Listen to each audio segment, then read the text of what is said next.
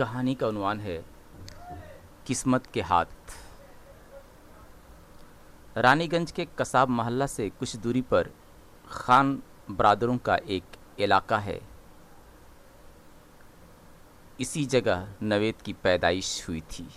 उसकी अम्मी कहती हैं कि जब नवेद पैदा हुआ था तो उन दिनों उसके वालिद कोल फील्ड में ही काम किया करते थे और कहते थे, मैं अपने बच्चों को इस काम से जुटने नहीं दूंगा। कितना ख़तरा है, हर वक्त मौत हमारे ताक़ुब में रहती है। ये तो बस अल्लाह है जो हमें बचाए हुए है। और फिर कुछ ही दिनों बाद एक ज़बरदस्त हादसा हुआ। कोयले की कान में जहरीली गैस अचानक कहीं से निकलने लगी और भगदड़ मच गई। अफरा तफरी के आलम में कितने लोग घुटकर मर गए, उसके अब्बू भी।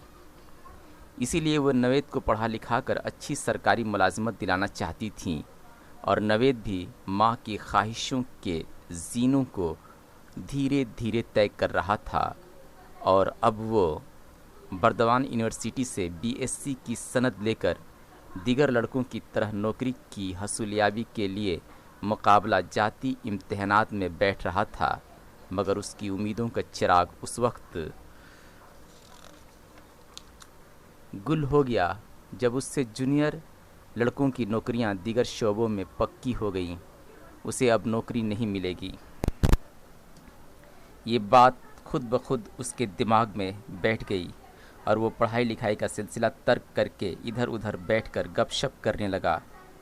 गपशप करने का यह सिलसिला चूड़ी महल्ले से लेकर मज़ार शरीफ के हौज़े कमरी तक उठती हुई सीढ़ियों पर बैठकर होता रहता।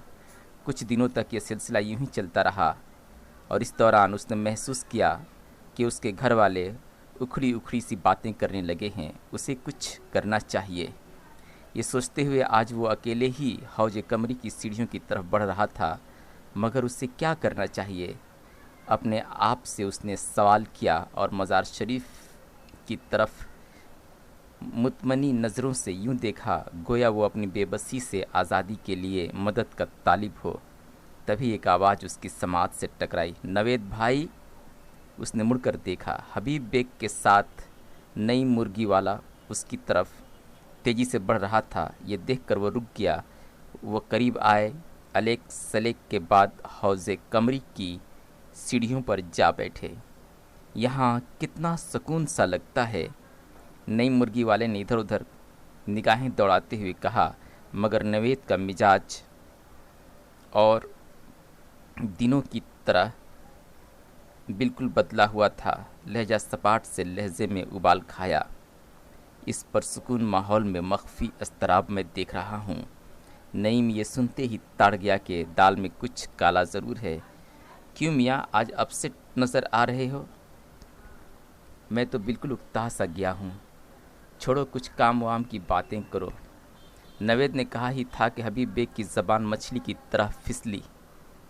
किसी प्राइवेट फार्म में काम क्यों नहीं ढूंढ लेते? हज़ारों लोग काम करते हैं, वहाँ 1000-2000 तो मिल ही जाएंगे।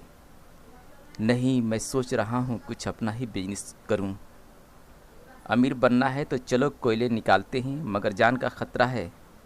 नई मुर्गी वाले ने मजाकन कहा। मगर नवेद बिल्कुल संजीदा सा हो गया। नो रिस्क नो बिजनेस, हम ये काम करने के लिए तैयार हैं। हबीब बेग ये सुनते ही उछल पड़ा। कोल फील्ड का ये इलाका कितने लोगों को और काला करेगा। नहीं भाई, हम तुम्हें ये मशवरा नहीं देंगे। ये शरीफों का काम नहीं है और ख़ुद जानते हो कि कोयले निकालने के इस गैर कानूनी काम में कितने लोगों को इस ज़मीन ने निगल लिया है। तुम पढ़े लिखे और बाशऊर हो, कुछ और काम करो। नहीं हबीब भाई, मौत का दिन तो मुकर्रर है, डरना क्या, मैं अब यही काम करूँगा। फिर तीनों एकजुट हुए, ज़रूरियात की चीज़ें बाज़ार से लाए और नई मुर्गी वाले की काली ज़मीन का इस्तेमाल करने लगे। यहाँ काफ़ी कोयला है। नवेद एक इंजीनियर की तरह मशवरा देता और काम शुरू हो जाता। कोयले तीनों मिलकर ही निकालते और कच्चे कोयले को कच्चे दाम में व्यापारियों से बेचते थे। ये सिलसिला यूं ही चलता रहा।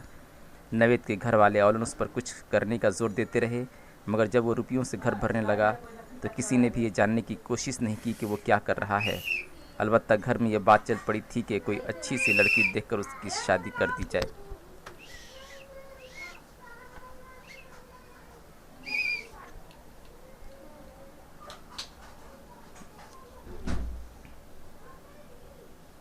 इसकी माँ ने कई तस्वीरें उसके सामने रखीं। बहनों ने इसरार किया कि भैया ये लड़की अच्छी है, मगर वो ऐसे खामोश रहता जैसे कोई तूफ़ान उसकी ज़िंदगी में आने वाला हो। उसकी खामोशी न समझ में आने वाली कहानियों को जन्म दे रही थी। वो सुबह उठता, नाश्ता करता और घर से निकल जाता, मगर जब उसकी वापसी होती तो सूरज गुरूब हो चुका होता और घर में उसकी माँ, उसकी बहनें उसके आने की राह तक रही होती। वो उन्हें देखकर ऐसे मुस्कुराता जैसे वो अपनी मुस्कुराहट की कीमत भी अदा करने वाला हो। बचपन में बाप के साए से महरूम होने वाले बच्चे के मुकद्दर में क्या यही सब लिखा है? उसकी माँ कुछ देर के लिए सोचती, नवेद की तरफ देखती और ख़ुद भी मुरझा जाती, मगर नवेद इन सब से बेनियाज अपने पार्टनरों के साथ काम में लगा रहा कि एक दिन यह हकीकत उसकी माँ पर आश्कार हो गई। वह हवास बाख्ता हो गई। बाप के ख्वाबों की धज्जियाँ उड़ाने वाला बेटा उसी के नक्शे कदम पर। या खुदाया, ये क्या हो रहा है? उसे रोकना होगा। नहीं चाहिए हमें ऐसे पैसे, उसे रोकना होगा। वो अपनी बेटियों को लेकर घर की चौखट से बाहर कदम रखी थी कि एक शोर उठा। उसने देखा लोग नई मुर्गी वाले की ज़मीन की तरफ भाग रहे थे। ये देखकर उसका दिल धक से हो गया और वो भी रोते चिल्लाते उधर दौड़ी, मगर बेसूद। वक्त अपनी चाल चल रहा था। वो तीनों कोल फील्ड की तह में दबकर कोयला बन रहे थे।